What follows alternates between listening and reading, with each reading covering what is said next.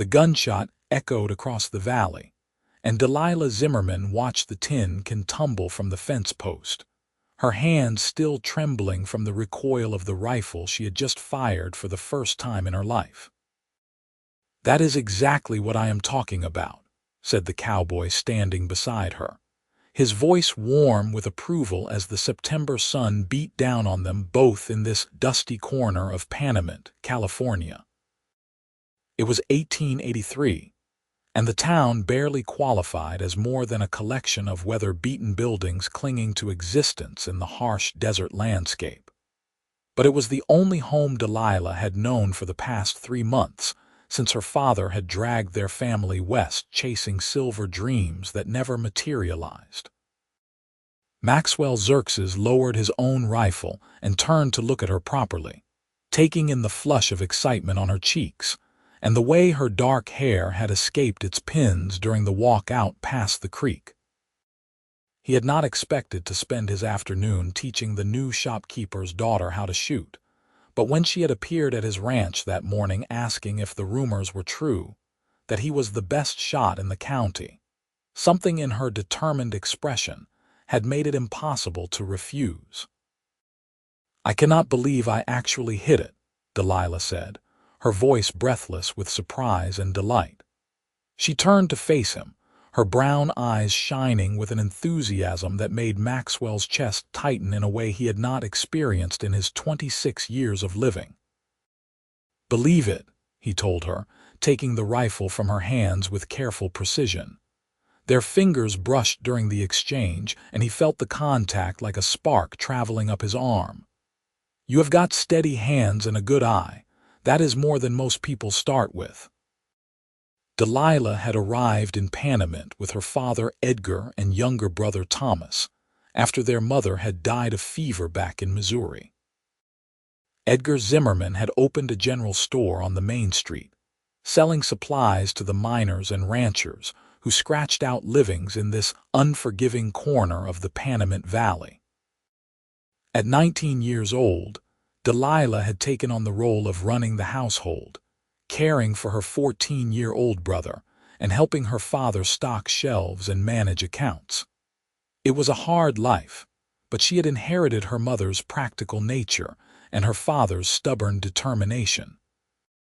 Maxwell owned one of the few successful ranches in the area, raising cattle that somehow managed to survive on the sparse vegetation that grew in the shadow of the Panamint Mountains. He had come west 5 years earlier from Texas, drawn by the promise of open land and the chance to build something of his own. He was tall and lean, with sun-darkened skin and eyes the color of creek water after rain. People in town knew him as quiet, reliable, and fair in his dealings. "Can we try again?" Delilah asked, already reaching for the rifle with an eagerness that made Maxwell laugh despite himself. "We can try as many times as you want," he said, reloading the weapon with practiced efficiency. "But first tell me why you want to learn to shoot." Most women in town seemed content to let their menfolk handle the firearms. Delilah's expression sobered slightly, and she looked out across the scrubland toward the distant mountains. "My father is not always around, and my brother is still too young to be relied upon in an emergency. Out here, things can turn dangerous quickly. I watched a rattlesnake kill our neighbor's dog last week, and I just stood there useless while Mrs. Henderson had to shoot it herself. I do not want to be useless." Maxwell studied her profile, noting the determined set of her jaw and the way she held herself with a kind of practical dignity that he found increasingly compelling. "You are not useless," he said quietly, "but you are smart to want to learn. Here, let me show you how to adjust your stance." He moved behind her, close enough that she could feel the warmth radiating from his body in the afternoon heat. His hands moved to her shoulders, gently adjusting her position. "Feet a little wider," he instructed, his voice lower now, more intimate. "You want to be balanced, grounded. The recoil will not knock you back if you are prepared for it." Delilah's breath caught slightly as she felt his hands on her, guiding her movements with a gentleness that surprised her. She had seen Maxwell around town, of course, had noticed the way other women's eyes followed him when he rode down the street on his bay gelding. But she had never spoken to him directly until this morning, when desperation and determination had driven her to seek him out. Like this. She asked, adjusting her stance according to his guidance. "Perfect," he murmured, and there was something in his tone that made her skin prickle with awareness. "Now bring the rifle up slowly. Take your time. Shooting is not about speed, it is about patience and precision." She lifted the weapon, settling it against her shoulder the way he had shown her earlier. Maxwell stayed close behind her, his presence both steadying and unsettling. She could smell leather and sage and something else, something distinctly male that made her heart beat faster. "Breathe," he reminded her. "Take a breath, let half of it out, and squeeze the trigger during that pause. Do not jerk it, just steady pressure." Delilah focused on the tin can Maxwell had placed on a rock about 30 yards away. She drew in air, released half, and squeezed. The rifle cracked and the can jumped, tumbling backward into the dirt. "Yes," she exclaimed, spinning to face Maxwell with pure joy lighting up her features. Without thinking, she threw her arms around him in an impulsive hug, the rifle still clutched in one hand. Maxwell caught her automatically, his arms coming around her waist to steady them both. For a moment, they stood frozen, both suddenly aware of the impropriety of their position, but neither immediately pulling away. Delilah's face was inches from his, her eyes wide with a mixture of excitement and something else, something deeper that made Maxwell's heart slam against his ribs. "I am sorry," she said, but she did not step back. "I got carried away." "Do not apologize," Maxwell replied, his voice rougher than he intended. "It was a good shot. You should be proud." They stood there in the hot afternoon sun, the desert stretching out around them in every direction, and Maxwell felt something shift inside him, like a door opening that he had not realized was closed. He had spent 5 years building his ranch, working dawn to dusk, focused entirely on survival and success. He had not allowed himself to think about companionship, about the future beyond the next season's calf crop or the next winter's hay supply. But now, with this young woman in his arms, her face flushed with triumph and her body warm against his, he felt the lonely years pressing down on him with sudden, painful clarity. Delilah saw something change in his expression, a vulnerability that softened the hard lines around his mouth and eyes. She had thought him handsome in a distant, untouchable way, but now she saw him as human, as a man with desires and doubts just like anyone else. The realization made her bold. "Thank you for teaching me," she said softly, still not stepping away.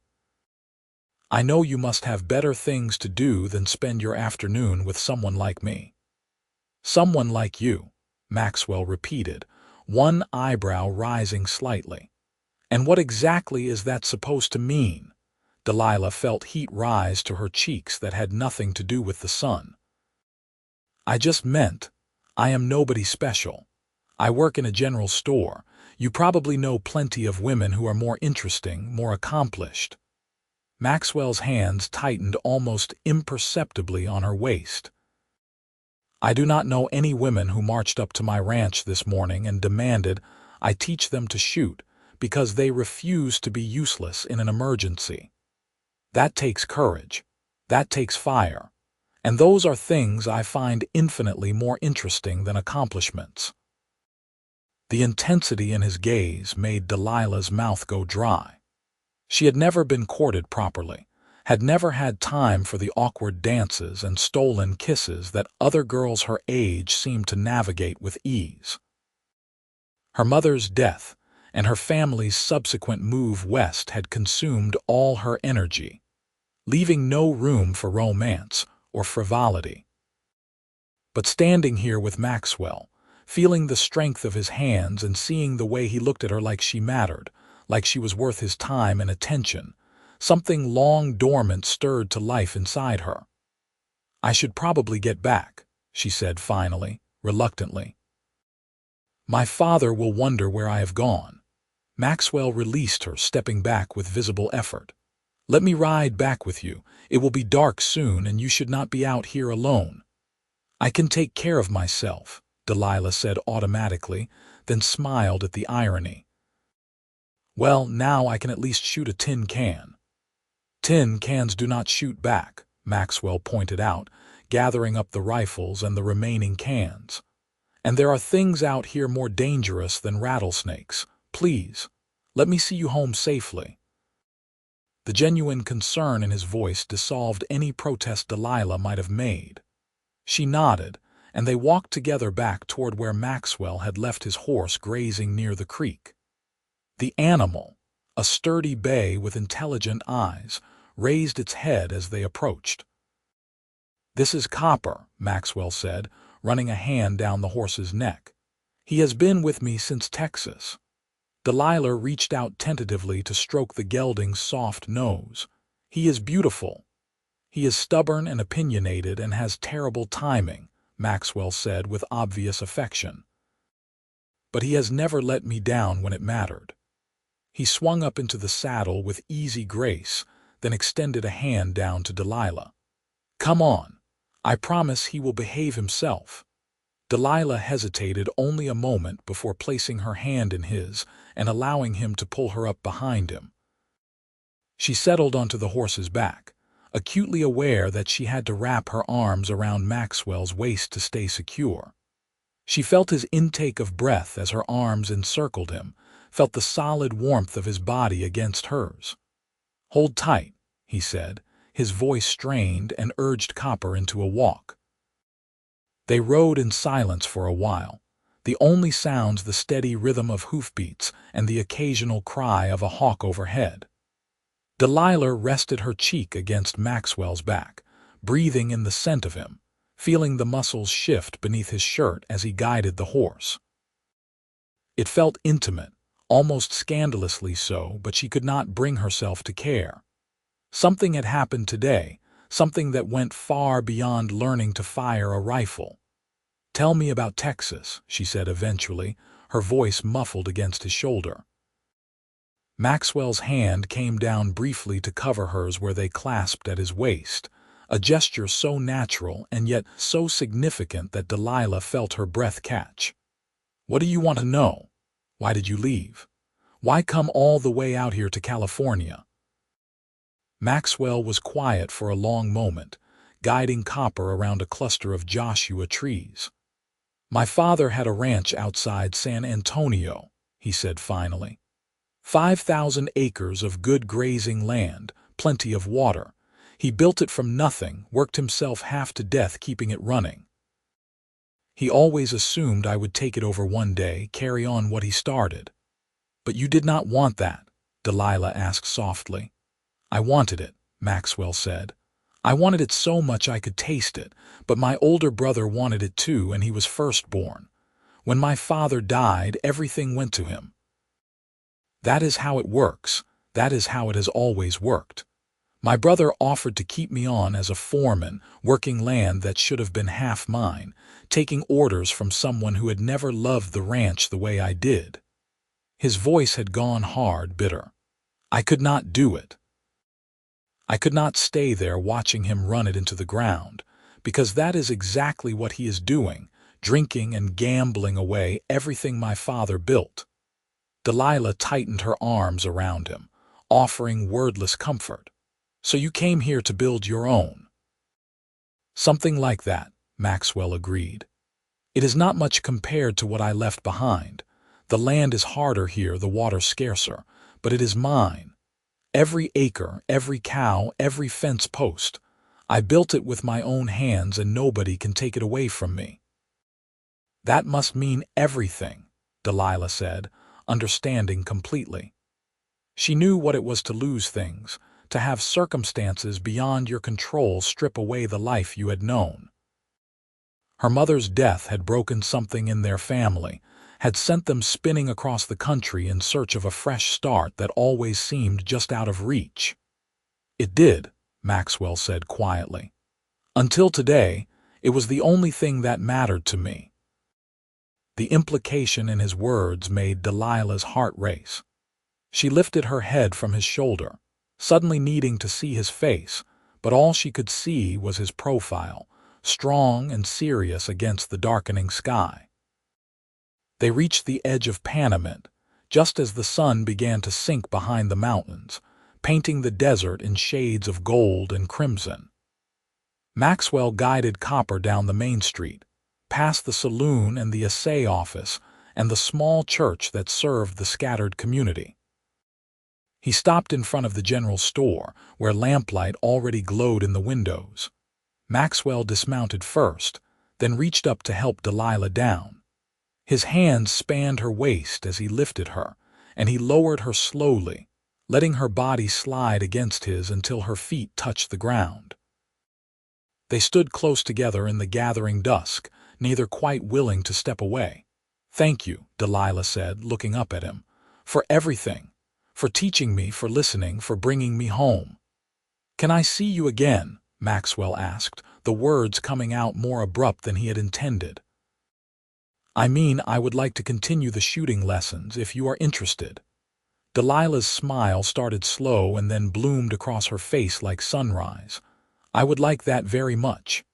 "Sunday afternoon," Maxwell suggested. "Same place by the creek." "I will be there," Delilah promised.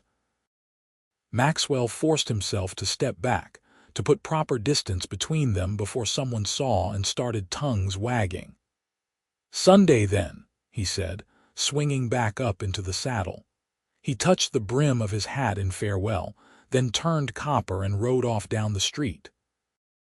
Delilah stood watching until he disappeared into the darkness, her hand unconsciously rising to press against her chest where her heart hammered like it was trying to escape. She had gone looking for shooting lessons and found something infinitely more dangerous and infinitely more thrilling. The door to the general store opened, spilling warm light across the porch. Edgar Zimmerman stepped out, his weathered face creasing with concern. "Delilah, where have you been? I was starting to worry." "I am sorry, Papa," Delilah said, climbing the steps to join him. "I was out past the creek. I lost track of time." Edgar's eyes narrowed slightly. "Doing what exactly?" "Learning to shoot," Delilah said, meeting his gaze steadily. "Maxwell Xerxes was kind enough to give me lessons." "Maxwell Xerxes," her father repeated slowly. "The rancher." "Yes, sir." Edgar studied his daughter's face, seeing the flush in her cheeks and the brightness in her eyes, and he felt the complicated mixture of emotions that all fathers feel when they realize their little girl is growing up. "I suppose it is a useful skill out here," he said finally. "But Delilah, you need to be careful. A young woman spending time alone with a man, even for innocent reasons, can lead to talk." "I know, Papa," Delilah said gently, "but I trust him. He was a perfect gentleman." Edgar wanted to say more, wanted to warn her about the dangers of giving her heart too quickly, but he saw the stubborn set of her jaw, so like her mother's, and he knew it would do no good. "Just be careful," he said instead, kissing her forehead. "I could not bear to lose you too." "You will not lose me," Delilah assured him, hugging him tightly. "I promise."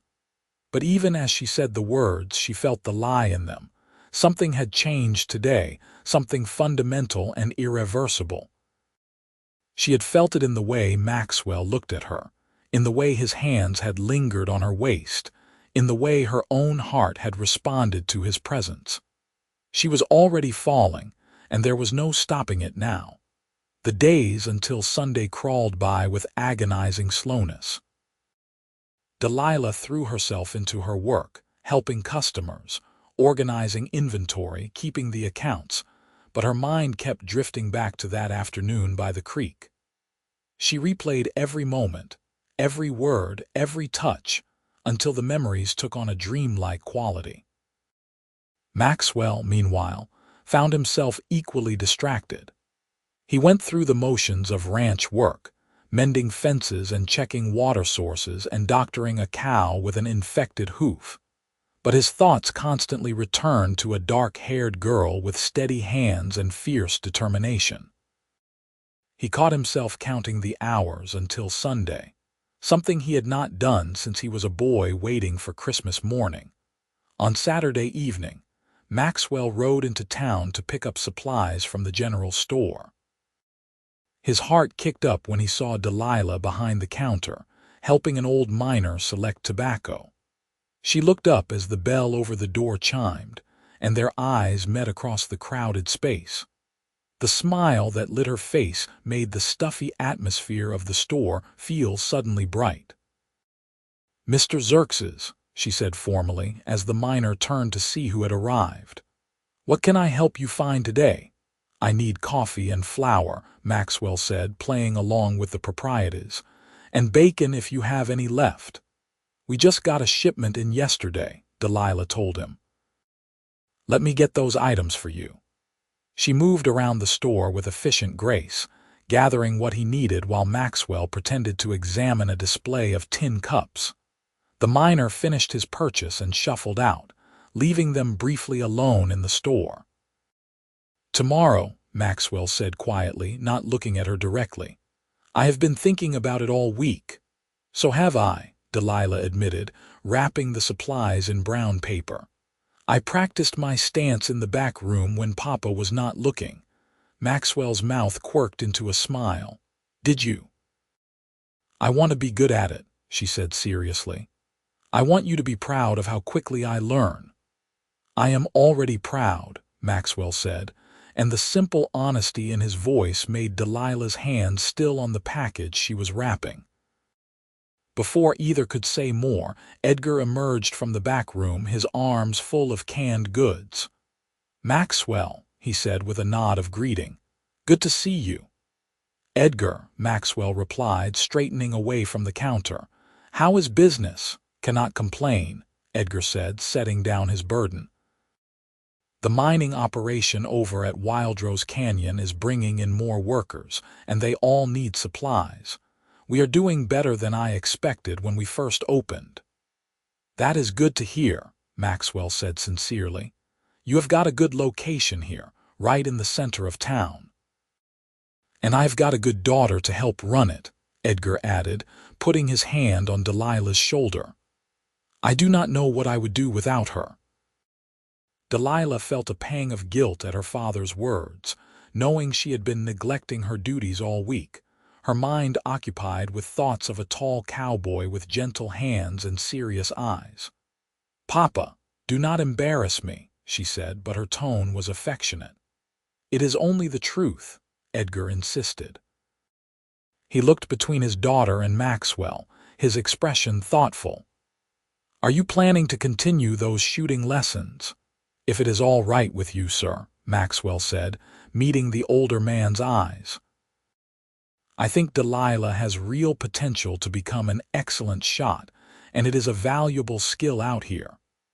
Edgar considered this for a long moment. "I suppose it is," he said finally, "but I want your word that you will treat my daughter with respect. She has been through enough hardship without adding heartbreak to the list." "Papa," Delilah protested, mortified, but Maxwell did not look away from Edgar. "You have my word, sir," he said quietly. "I have nothing but respect for your daughter." Edgar nodded slowly, apparently satisfied. "Then I have no objection to the lessons continuing. But Delilah, you make sure you are home before dark. I do not want people getting the wrong idea." "Yes, Papa," Delilah said, relief flooding through her. Maxwell paid for his supplies and left, but not before catching Delilah's eye one more time and seeing the promise there, the anticipation that matched his own. Sunday afternoon arrived clear and hot, the September sun beating down mercilessly on the Panamint Valley. Delilah told her father she was going to practice shooting and slipped out of the store wearing a practical skirt and blouse that would not impede her movements. She had braided her hair in a single plait down her back, and wore her mother's old straw hat to protect her face from the sun. Maxwell was already waiting by the creek when she arrived, having set up a whole row of tin cans on rocks at varying distances. He had also brought a blanket and a canteen of water, anticipating the heat. "You came," he said as she approached, and there was such genuine relief in his voice that Delilah laughed. "Did you think I would not?" "I worried," he admitted. "All night I worried that you would change your mind, that you would decide I was not worth your time." Delilah stopped directly in front of him, close enough to see the flecks of green in his gray eyes. "That is impossible," she said softly. "You are all I have thought about." The confession hung in the air between them, bold and undeniable. Maxwell reached out slowly, giving her time to pull away, and took her hand in his. His thumb brushed across her knuckles, sending shivers up her arm despite the heat. "I have been alone for a long time," he said, his voice low and intense. "I told myself I did not need anyone, that the ranch was enough. But then you showed up at my door asking to learn to shoot, and suddenly everything changed. You changed everything." Delilah's free hand rose to rest against his chest, feeling the strong beat of his heart beneath her palm. "I know," she whispered. "I feel it too. It scares me how much I feel it." "We barely know each other," Maxwell pointed out, even as his other hand came up to cup her cheek. "This is madness." "Then let us be mad together," Delilah said, tilting her face up toward his. Maxwell kissed her with the afternoon sun beating down on them both, with the sound of the creek bubbling nearby and a hawk crying overhead. It was a kiss that tasted of possibility and promise, of loneliness ended and futures rewritten. Delilah's arms came up around his neck, and Maxwell gathered her close, reveling in the feel of her against him, the rightness of it.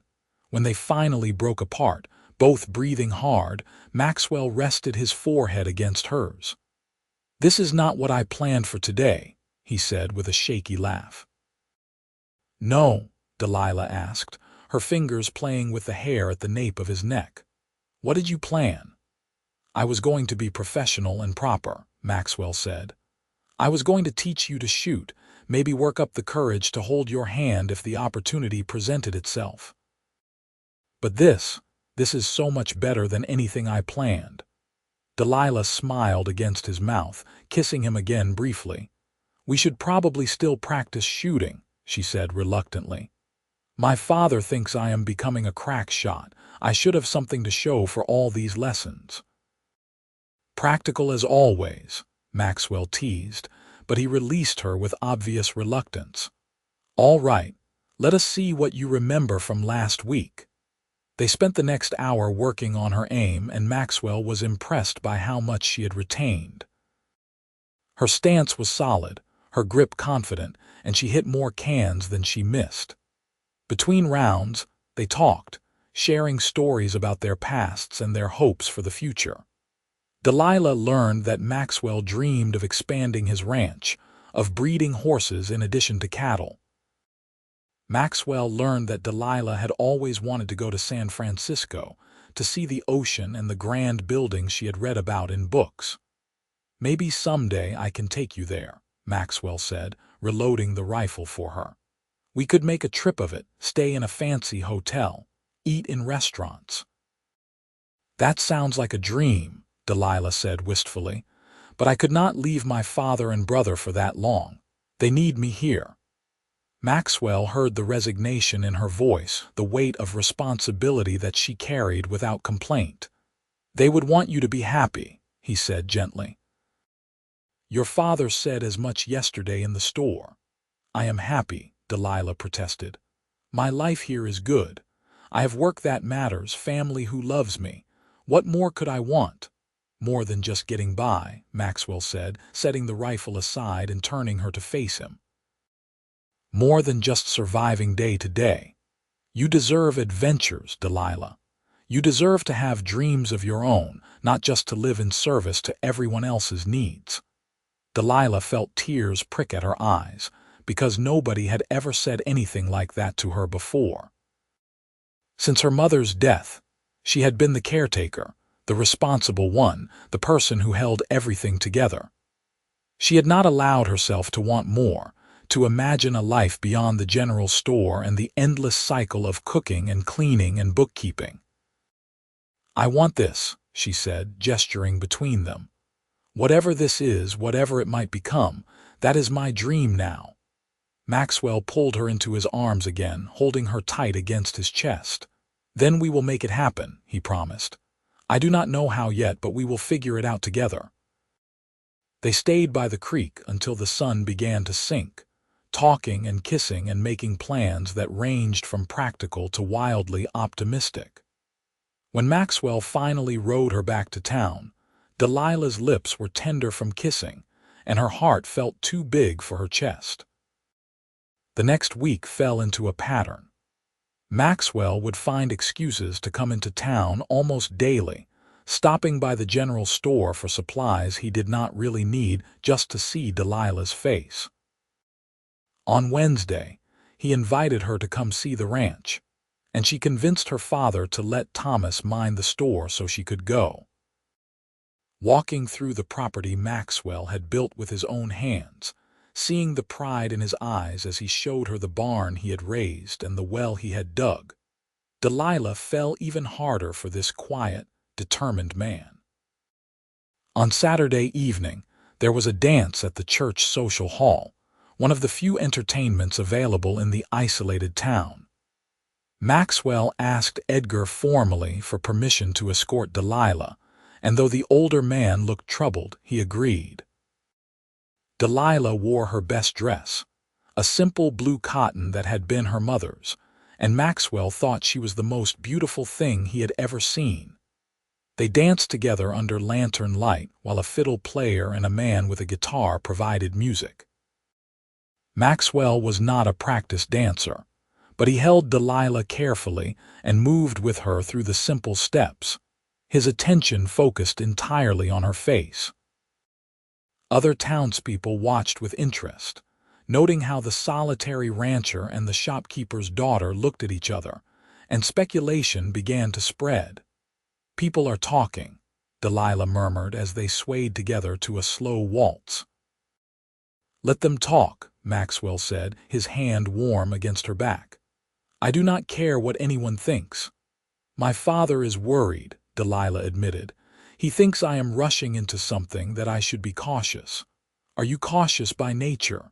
Maxwell asked with a slight smile. "No," Delilah said honestly. "When I decide I want something, I go after it with everything I have." "And what is it you want, Delilah Zimmerman?"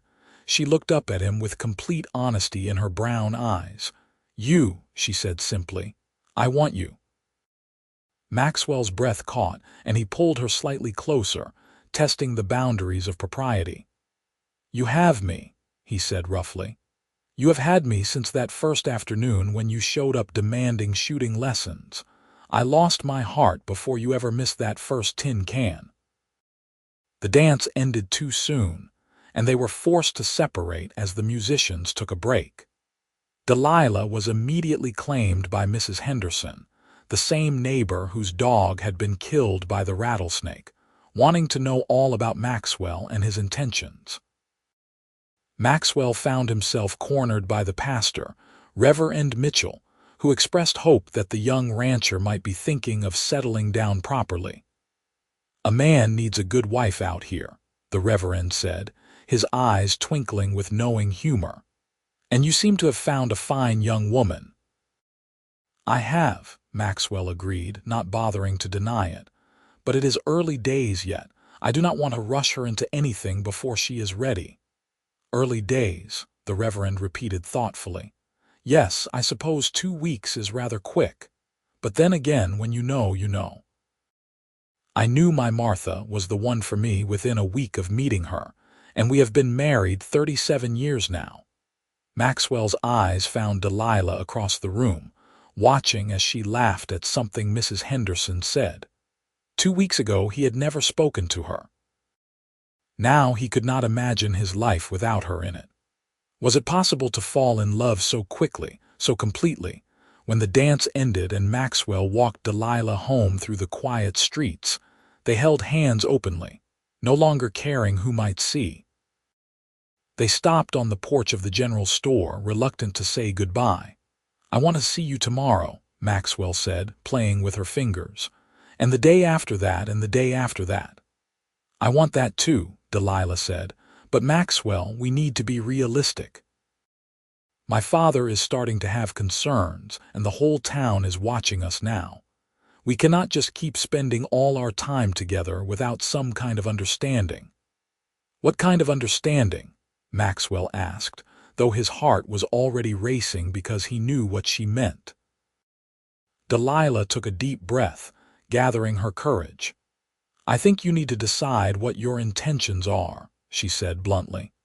"Because I cannot keep falling deeper for you if this is just a passing fancy. It would break me, Maxwell. So if you have any doubts, any reservations, tell me now before I am in too deep to survive the landing." Maxwell stared at her, at this brave, practical, beautiful woman who faced difficult truths head-on instead of hiding from them. "I have no doubts," he said firmly. "None at all. I want to court you properly with your father's blessing.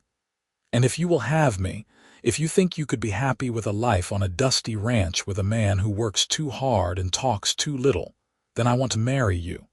I know it is fast. I know people will think we are crazy. But I have never been more certain of anything in my life." Delilah's eyes filled with tears, but she was smiling. "Yes," she said. "Yes to all of it, but you need to talk to my father first. Do it properly." "Tomorrow," Maxwell promised. "I will come to the store tomorrow and ask his permission to court you formally." "He might say no," Delilah warned. "He might think we need more time." "Then we will take more time," Maxwell said, cupping her face in his hands. "But eventually, Delilah Zimmerman, you are going to be my wife. That is not a question. It is just a matter of when." He kissed her good night under the stars, pouring everything he felt into the press of his lips against hers, and then he forced himself to walk away before he could do something foolish like refuse to leave at all. The next morning, Maxwell dressed in his best clothes, the ones he usually reserved for Christmas and funerals, and rode into town with his heart pounding. He found Edgar Zimmerman in the back room of the general store, unpacking crates of canned goods. "Edgar," Maxwell said from the doorway. "Could I speak with you for a moment?" Edgar straightened, taking in Maxwell's formal attire and nervous expression, and his own face grew serious. "I suppose we are due for this conversation," he said. "Come on, let us go to my office." The office was a tiny room off the main store, barely large enough for a desk and 2 chairs. Edgar sat behind the desk and gestured for Maxwell to take the other seat. They looked at each other in tense silence for a moment. "You want to court my daughter," Edgar said finally. It was not a question. "Yes, sir," Maxwell confirmed. "With your permission and blessing." Edgar leaned back in his chair, studying the younger man carefully. "You have known Delilah for 2 weeks. I know. 2 weeks," Edgar repeated. "And yet here you are, dressed like you are going to church, asking to court her. Most men would not be so quick to commit." "I am not most men," Maxwell said steadily. "And your daughter is not most women. I know this is fast. I know it seems reckless. But I have spent 5 years building a ranch, working every daylight hour, focused on nothing but survival and success. I have been alone because I chose to be, because I thought that was what I needed. And then Delilah walked into my life, and suddenly everything that felt important before does not matter as much. She matters. Making her happy matters. Building a life together matters." Edgar was quiet for a long time, his weathered face unreadable. "My daughter has been through a lot," he said finally. "Losing her mother nearly destroyed her, though she would never admit it. She took on responsibilities no 19-year-old should have to carry, and she did it without complaint because that is who she is. She is strong and practical and fiercely loyal to the people she loves. I know, Maxwell said quietly. Those are the things I love about her. Love, Edgar repeated. So it is love already. Maxwell met his eyes directly. Yes, sir, I love your daughter. I did not plan to, and it happened faster than I thought possible, but it is real. And if you give me permission to court her, I promise I will spend every day proving that I am worthy of her. Edgar stood and walked to the small window that looked out onto the main street. Her mother and I were married 3 weeks after we met, he said softly. Everyone told us we were too young, too impulsive, that it would never last. We proved them all wrong. We had 22 good years together before the fever took her. He turned back to Maxwell, and there were tears in his eyes. I loved that woman more than life itself. Still do. And I want my daughter to have that same kind of love, that same kind of partnership. If you can give her that, Maxwell, then you have my blessing. Relief and gratitude flooded through Maxwell so strongly he felt dizzy. Thank you, sir, he managed. I will not let you down. I will not let her down. See that you do not, Edgar said gruffly, extending his hand. They shook, sealing the agreement, and then Edgar pulled Maxwell into a brief, hard hug. Welcome to the family, son. Delilah was waiting in the store when they emerged, her face anxious. When she saw her father's expression, saw the way Maxwell was looking at her with barely contained joy, she understood what had happened. Her hand flew to her mouth, tears spilling over. Papa, she asked tremulously. He has my blessing, Edgar confirmed. You too have my blessing. Delilah flew across the store and into Maxwell's arms, laughing and crying at the same time. Maxwell held her tight, burying his face in her hair, breathing in the scent of her. We can do this right, he murmured. Take our time, do it properly. How much time? Delilah asked, pulling back to look at him. Maxwell smiled, wiping the tears from her cheeks with his thumbs. How much time do you need? Not much, Delilah admitted. I already know what I want. Then we will talk about it, Maxwell promised. We will figure it out together. The formal courtship that followed was conducted under the watchful eyes of the entire town. Maxwell came to Sunday dinner at the Zimmerman house every week, sitting awkwardly at the table while Thomas asked a million questions about ranch life and cattle and horses. He took Delilah on chaperoned outings, walks through town, or rides out to the surrounding countryside with Thomas trailing behind them on a borrowed pony. In private moments, stolen kisses behind the general store, or during shooting lessons that still took place by the creek, their feelings deepened and intensified. Maxwell told Delilah about the dreams he had for the ranch, how he wanted to build a proper house to replace the small cabin he currently lived in. Delilah shared her fears about leaving her father and brother, about what would happen to them if she married and moved out to Maxwell's property. We will work it out, Maxwell assured her. Maybe we could hire someone to help your father in the store, or Thomas could take on more responsibilities. He is 14 now, practically a man. He is still a boy, Delilah said, but there was less resistance in her voice than before. But you are right. I cannot let their needs dictate my whole life. Mama would not have wanted that. October gave way to November, and the desert heat gradually eased into cooler temperatures. Maxwell began building the new house, working on it every spare moment he had. He designed it with Delilah in mind, incorporating all the things she had mentioned wanting. A real kitchen with a cast-iron stove, large windows to let in light, a porch where they could sit in the evenings and watch the sunset. One Sunday in mid-November, Maxwell took Delilah out to see the progress on the house. The frame was up, the walls half finished, and already it was clear that this was going to be a substantial home, far larger than the typical rough cabin most ranchers built. "It is beautiful," Delilah breathed, walking through the skeletal structure and imagining how it would look when finished. "Maxwell, this is too much. You are working yourself to exhaustion." "Nothing is too much for you," Maxwell said, coming up behind her and wrapping his arms around her waist. "I want you to have a home you can be proud of, a place where you will be happy."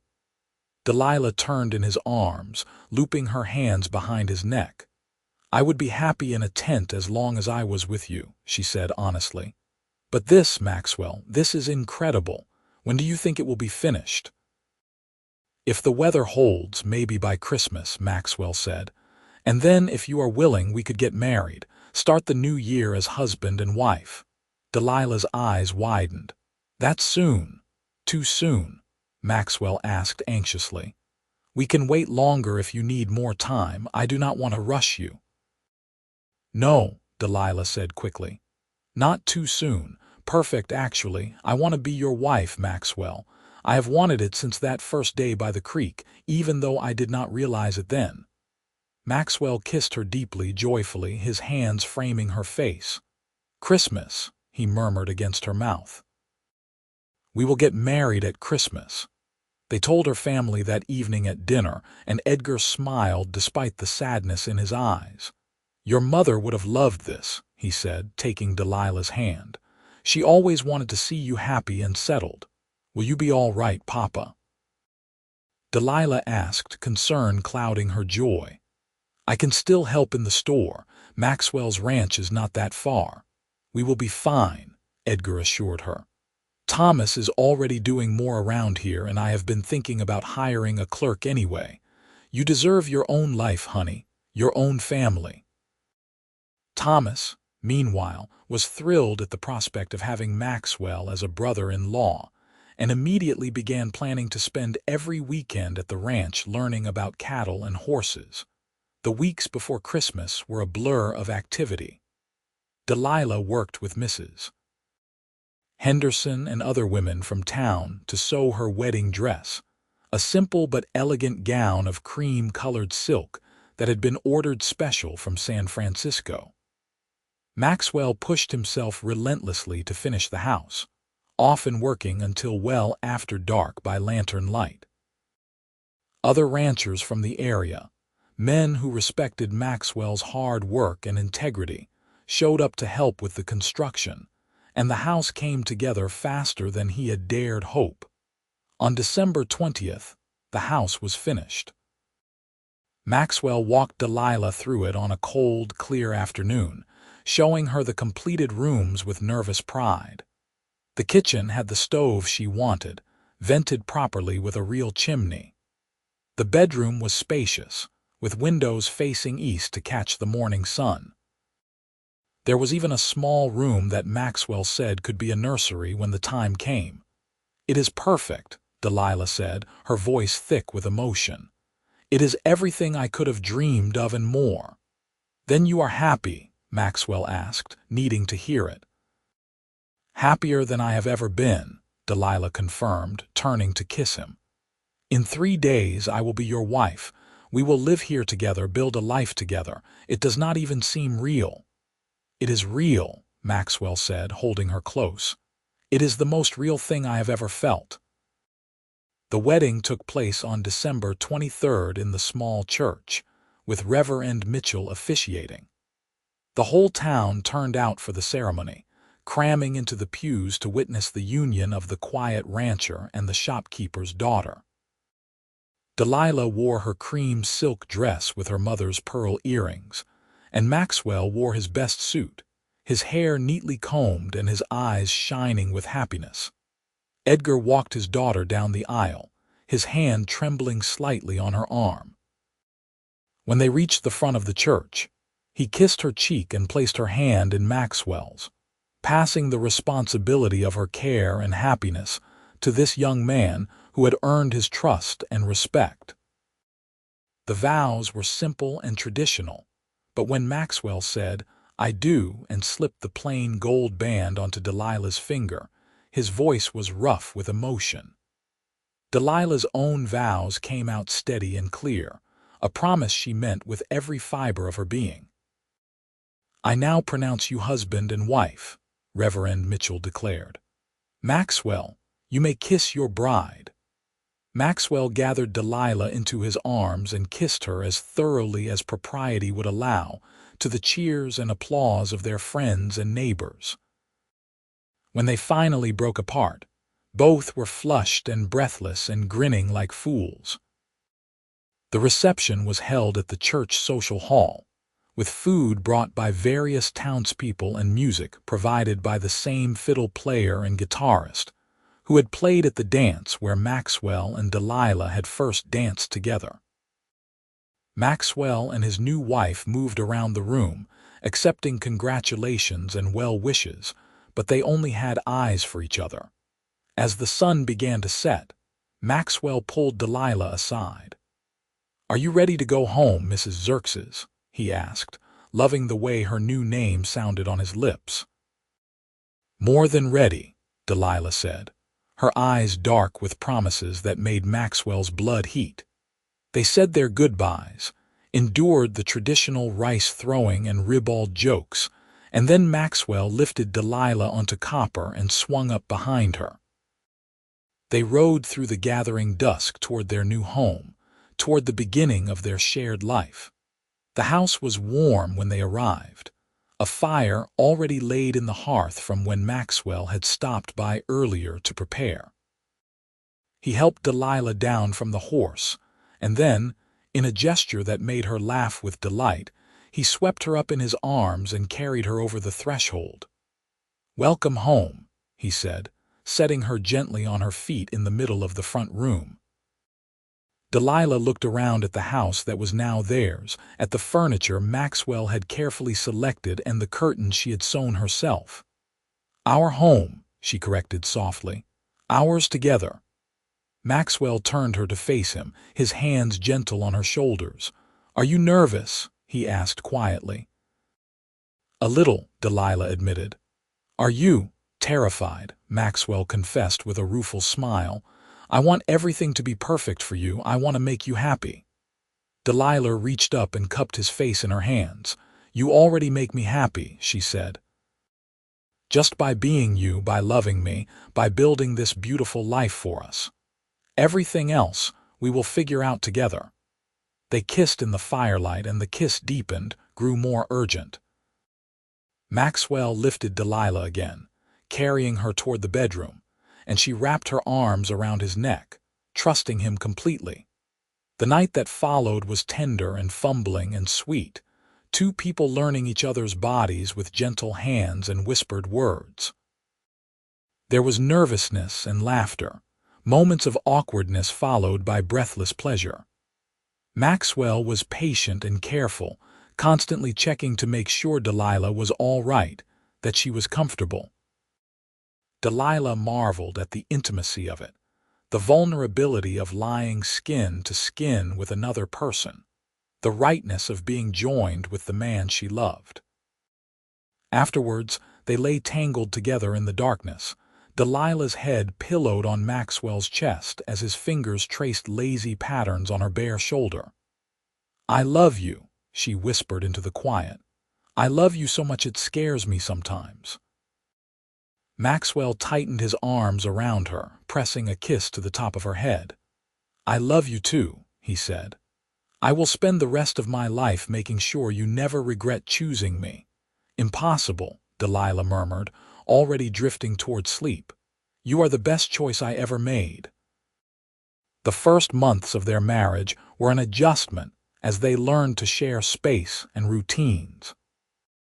Delilah discovered that Maxwell was an early riser who liked to start work before dawn, and Maxwell learned that his wife was emphatically not a morning person and needed at least 2 cups of coffee before she became fully human.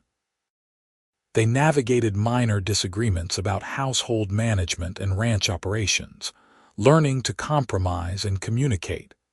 But underlying all the small adjustments was a deep, abiding love and a sense of rightness. They fit together in ways that surprised them both, complementing each other's strengths and shoring up each other's weaknesses. Maxwell found that having someone to come home to, someone who cared about his day and listened to his problems, made the hard work of ranching feel less burdensome. Delilah discovered a contentment she had never known before, a sense of purpose that went beyond duty and responsibility. She still helped her father at the store a few days a week, making the ride into town on the gentle mare Maxwell had bought for her. Edgar had hired a young man named Samuel to help with the heavy work, which eased Delilah's guilt about leaving. Thomas spent most weekends at the ranch, learning from Maxwell and developing into a capable young man under his brother-in-law's tutelage. Spring came to the Panamint Valley, bringing wildflowers to the desert and new calves to Maxwell's expanding herd.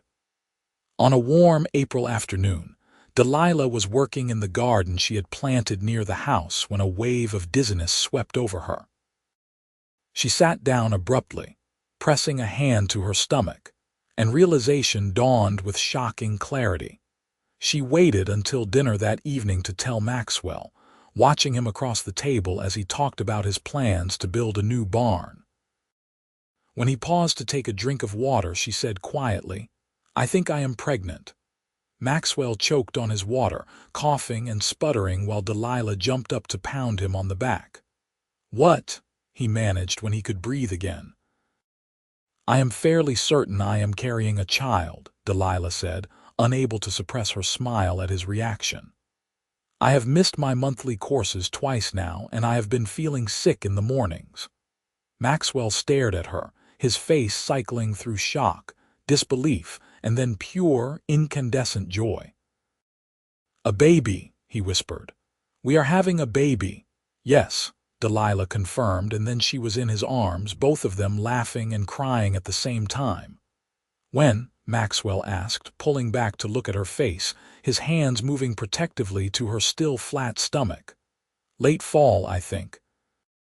"October or November." Maxwell shook his head in wonder. "A year ago, I was alone on this ranch thinking it was all I would ever have or need. Now I have you, and we are going to have a child. It is more than I ever dreamed possible." "We are blessed," Delilah agreed, covering his hands with hers where they rested on her belly. "So incredibly blessed." The pregnancy progressed without major complications, though Delilah struggled with morning sickness through the summer months. Maxwell was attentive to the point of being overbearing, constantly worrying about her health and whether she was doing too much work. Delilah bore his hovering with patient amusement, understanding it came from love. In early November, Delilah went into labor during a cold night with wind howling around the house. Maxwell rode frantically into town to fetch Mrs. Henderson, who served as the town's midwife, and then paced the front room while the older woman tended to his wife. The sounds of Delilah's pain nearly drove him mad, but Mrs. Henderson refused to let him in the bedroom, saying he would only be in the way. After hours that felt like eternity, a baby's cry pierced the air. Maxwell froze, his heart stopping, and then Mrs. Henderson appeared in the doorway with a squirming bundle wrapped in a blanket. "Congratulations," she said with a tired smile. "You have a son." Maxwell took the baby with trembling hands, staring down at the tiny red face and the shock of dark hair. "A son," he repeated, awed.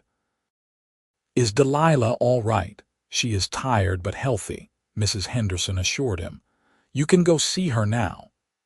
Maxwell carried his son into the bedroom where Delilah lay pale and exhausted against the pillows.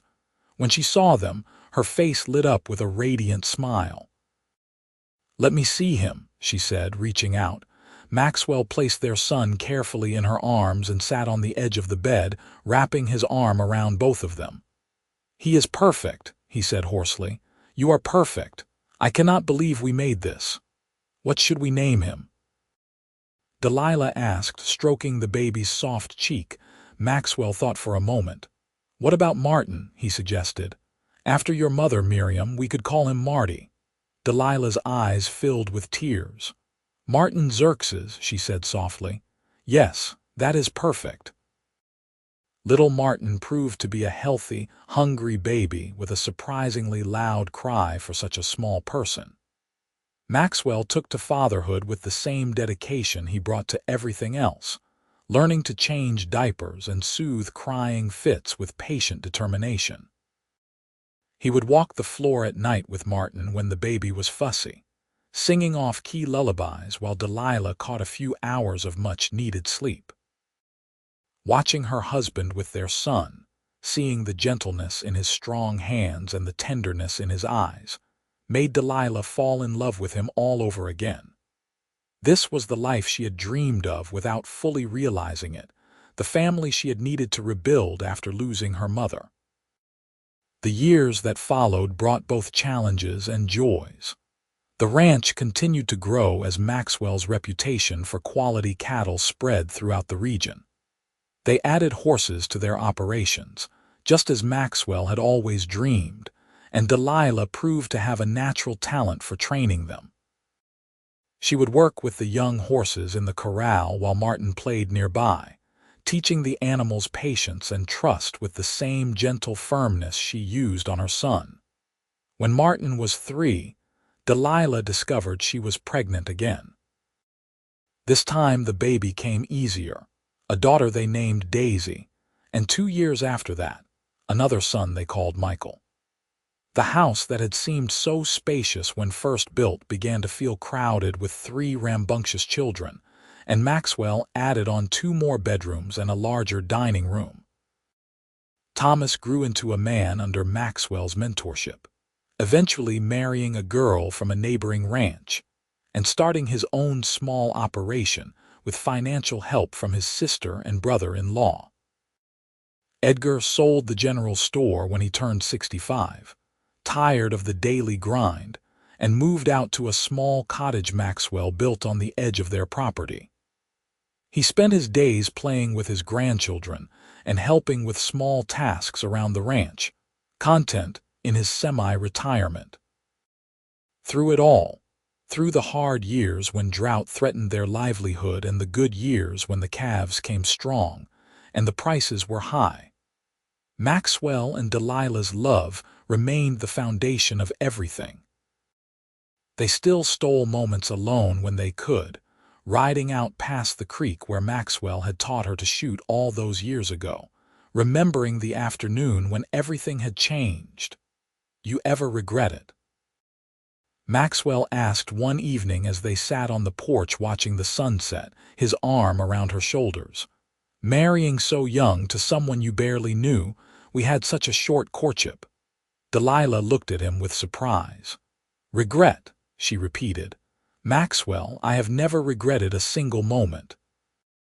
"I regret nothing. You gave me this beautiful life, this family. How could I regret the best decision I ever made?" "I just worry sometimes that you missed out on things," Maxwell said. "That you settled too quickly before you knew what else was out there."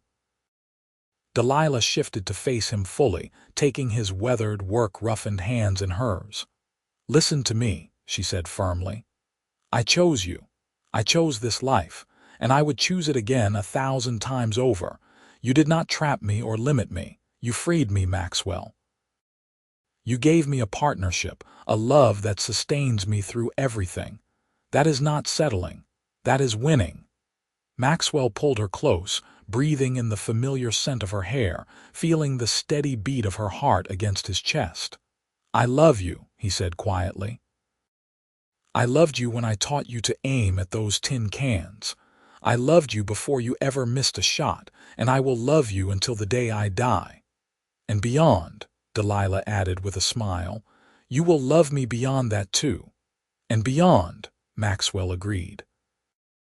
They sat together as the sky darkened and the first stars appeared, comfortable in the silence that comes from years of partnership. Inside the house, they could hear the children getting ready for bed, Edgar reading them a story in his gravelly voice. The sounds of family, of home, surrounded them. Time continued its inexorable march. Martin grew tall and strong, inheriting his father's quiet nature and his mother's determination. He apprenticed under Maxwell, learning the business of ranching from the ground up, preparing to one day take over the operation. Daisy proved to have her mother's gift with horses and spent hours in the corral, gentling even the wildest colts with patient persistence. Michael, the baby, had a head for numbers and helped his mother manage the ranch accounts, showing an aptitude for business that suggested he might branch into different ventures when he came of age. Through the years, Maxwell and Delilah watched other couples in the area struggle and sometimes fail, marriages dissolving under the pressure of hard living and constant work. They counted themselves fortunate, knowing their own bond had been forged strong from the very beginning, tempered by challenges into something unbreakable. On their 20th wedding anniversary, Maxwell took Delilah on that trip to San Francisco she had always dreamed about. They left the children in Edgar's care and took the train west, staying in a fancy hotel just as Maxwell had once promised. They walked along the beach, ate in restaurants, and attended the opera, marveling at the grandeur of the city. But after a week, both were eager to return home, to the ranch and the children and the life they had built together. "I loved every minute of it," Delilah said as the train carried them back toward Panamint, "but I am ready to go home." "Me too," Maxwell agreed, his arm around her shoulders as the landscape rushed past outside the window. "As wonderful as this has been, there is nowhere I would rather be than on the ranch with you." They arrived home to chaos, as Daisy had apparently tried to bake them a welcome home cake and had somehow managed to set fire to the kitchen curtains. The crisis had been handled, the damage minimal, but the house still smelled of smoke and there was flour everywhere. Instead of being upset, Maxwell and Delilah just looked at each other and burst out laughing, grateful for the evidence of life well lived.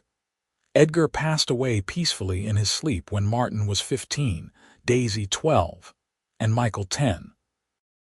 He had lived to see his grandchildren grow strong and healthy, had watched his daughter blossom into a confident, capable woman running a successful ranch alongside her devoted husband. His death was sad but not tragic, a natural end to a life well spent.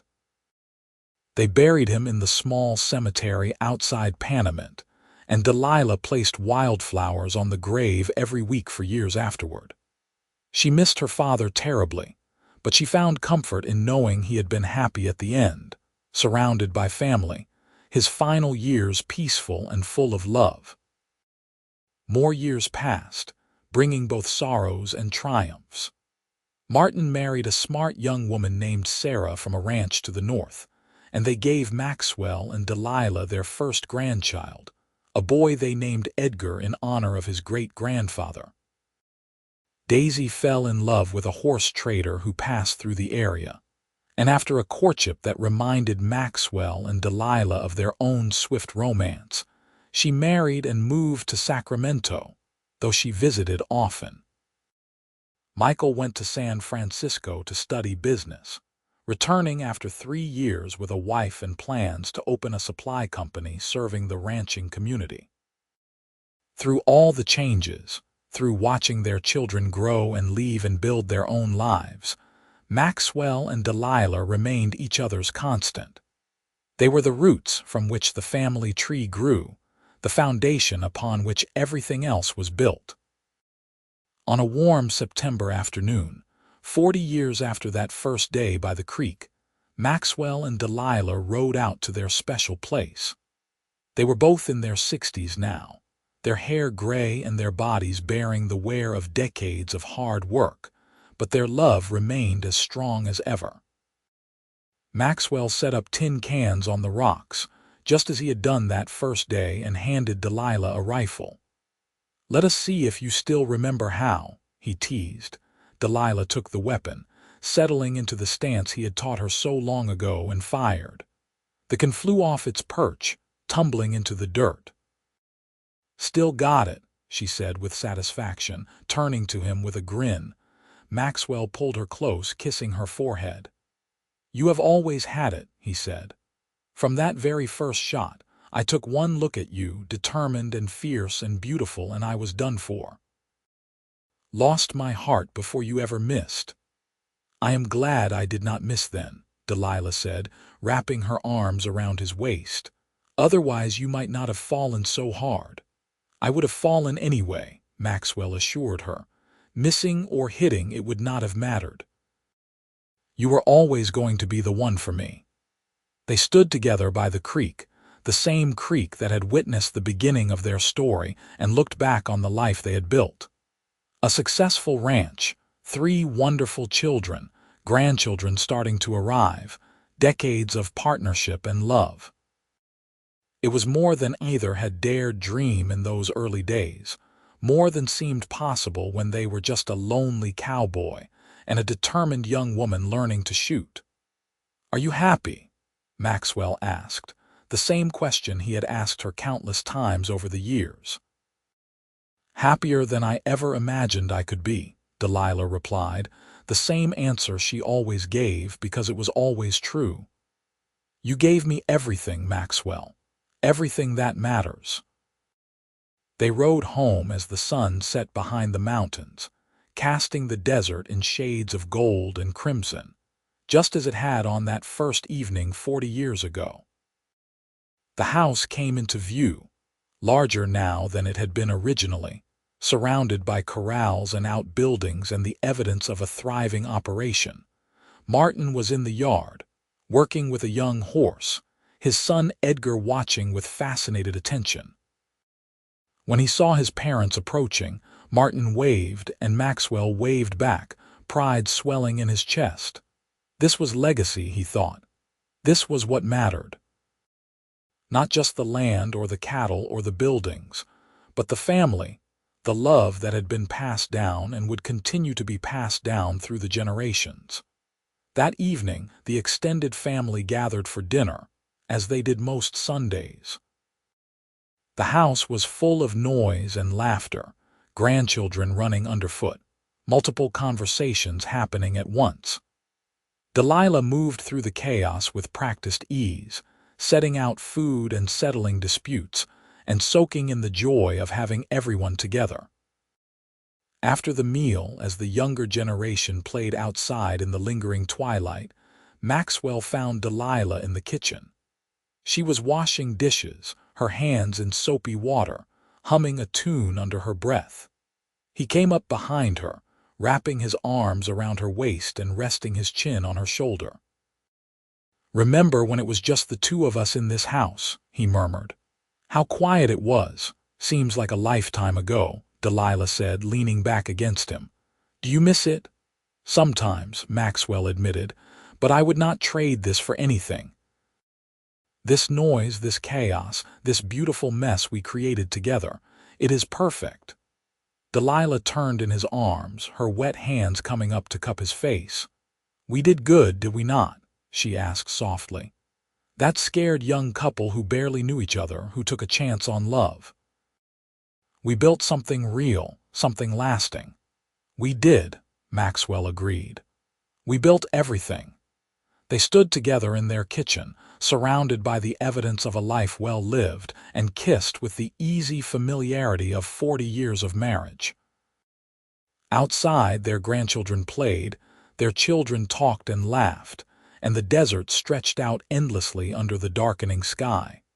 The seasons continued to turn, bringing more changes and more blessings. More grandchildren arrived, filling the house with new life and new stories. The ranch continued to thrive under Martin's capable management, with Maxwell transitioning into a more advisory role as his body grew less able to handle the physical demands of ranching.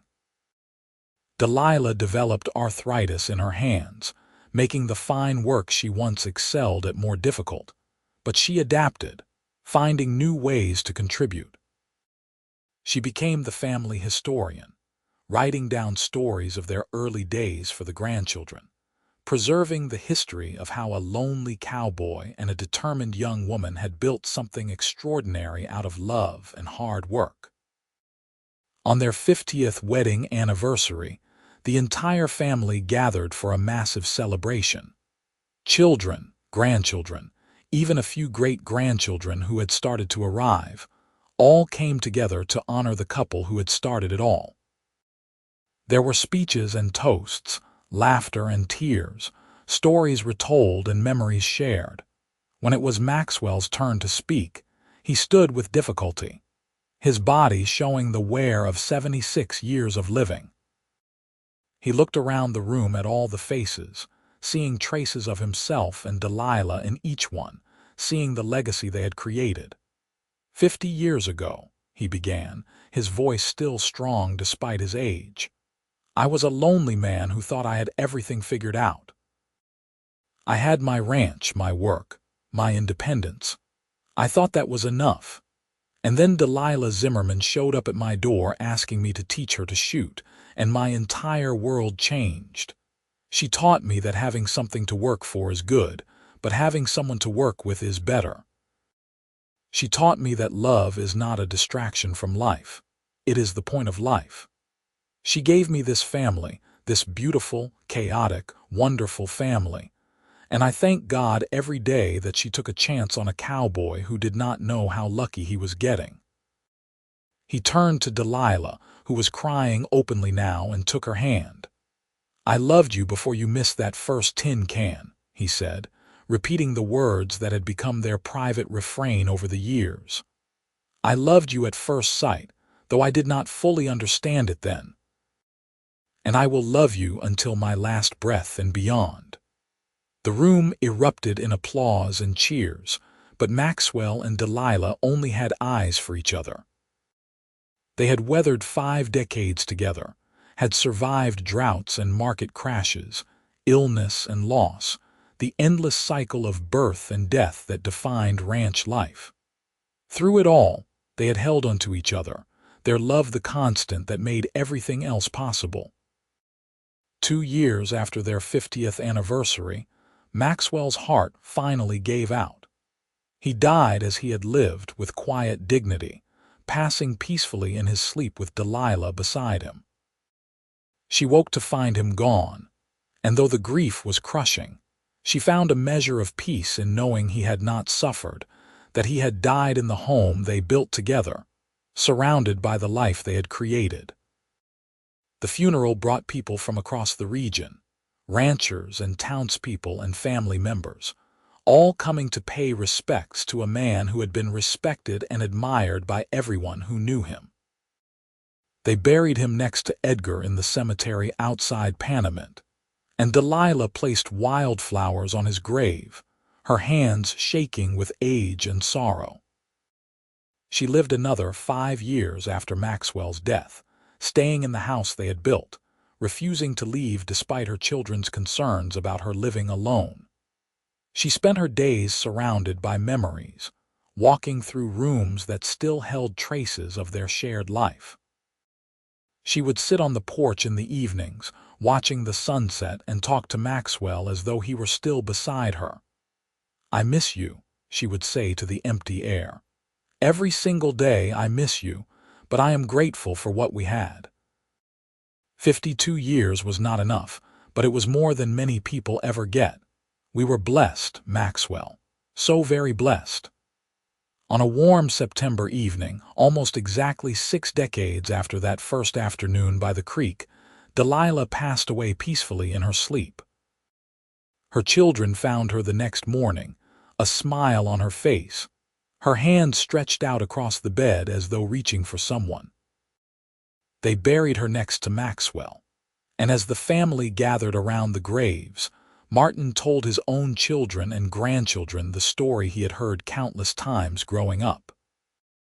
The story of how his father had taught his mother to shoot tin cans by the creek, how he had lost his heart before she ever missed. The story of 2 people who had taken a chance on love and built something that would last for generations. That is your legacy, Martin told the assembled family. Not just this ranch, not just the land or the money or the name. Your legacy is the love they shared, the example they set. They showed us that taking chances is worth it, that building a life with someone you love is the greatest adventure there is. That is what we carry forward. That is what we remember. As the sun set over the Panamint Valley, casting the desert in those familiar shades of gold and crimson, the family stood together in silence, honoring the two people who had started it all. Two people who had met by chance and chosen each other with certainty, who had built a love story for the ages in the harsh beauty of the California desert. And if you listened carefully in the quiet spaces between heartbeats, you could almost hear it. The crack of a rifle, the tumble of tin cans, the sound of a creek bubbling past, and two voices raised in laughter, young and hopeful and full of love that would echo through the generations, timeless and unending.